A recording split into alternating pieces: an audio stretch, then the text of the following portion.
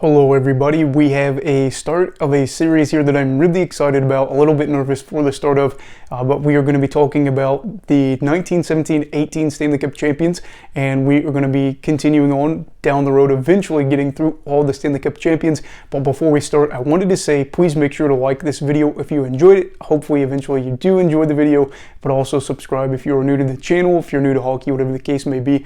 I'd love to have you here along the way as I try to do this as a full-time career. Now let's get into it. And like I said, this is a playlist where I'm going to be working through every NHL champion. And of course, the first one was the Toronto Arenas, or whatever you want to call them. And we're going to talk about that a little bit. This was the first NHL season. So of course you have the first NHL champion here in Toronto.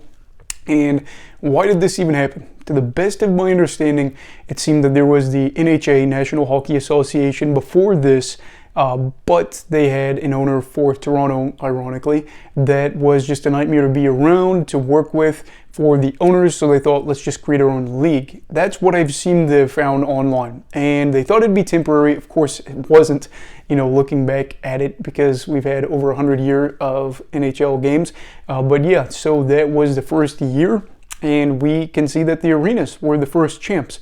This is where it gets weird for Toronto, because they actually didn't officially have a name till the next season, the 1918-19 season, but it seems like, from what I could find online, they were nicknamed the Torontos, the Arenas, something like that, to that effect, and they were given that name. They actually wound up being champions in the first season with a playoff victory over the Montreal Canadiens.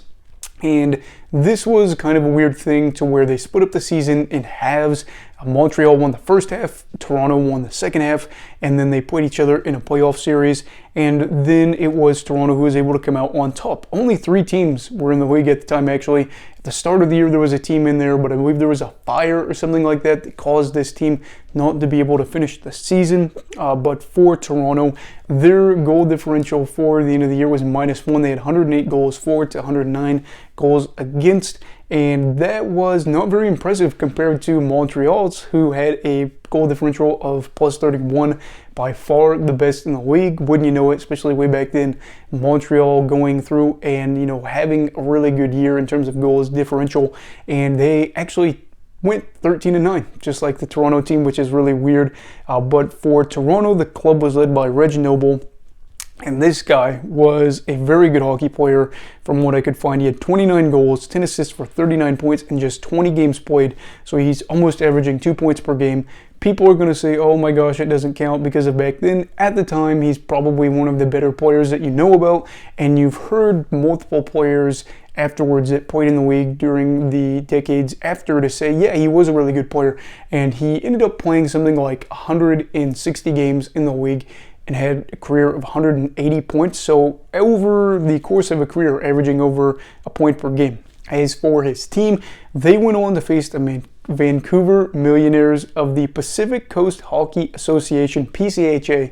Yeah, that is that. And they won the Stanley Cup in a best-of-5 game series, 3-2. So you're probably thinking, isn't that really weird that in the first year of the NHL, Montreal versus Toronto wasn't the Stanley Cup? Yeah, it is weird, and from what I could find, again, it's hard trying to find information about some of this stuff.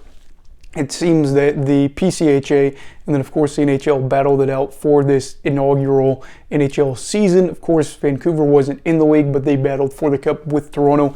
And interestingly enough, in Game 4, Toronto was up 2-1 in the series, and the Millionaires for Vancouver ended up winning 8-1 to force a Game 5 where Toronto won 2-1. And that is history, as we shall say.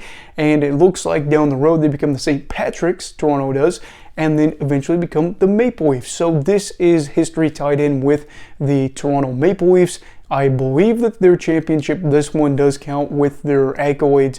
And for them, of course, this is a dive way back in history. And you see that the league wasn't always so stable because the NHL was a temporary thing till they felt like they were going to get the NHA back together, or at least some variation of that.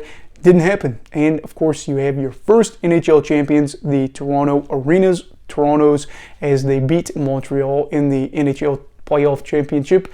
And then, of course, they won the Stanley Cup against the Vancouver Millionaires. I don't exactly know what the next season will look like because, again, earlier in this series, it's probably going to be shorter videos. But I hope you enjoyed this little bit of hockey history here. And, of course, if you were a fan back in the day and you're still watching this, congratulations, and hopefully you enjoyed that season. Anyway, please make sure to like this video if you enjoyed it. Subscribe if you are new.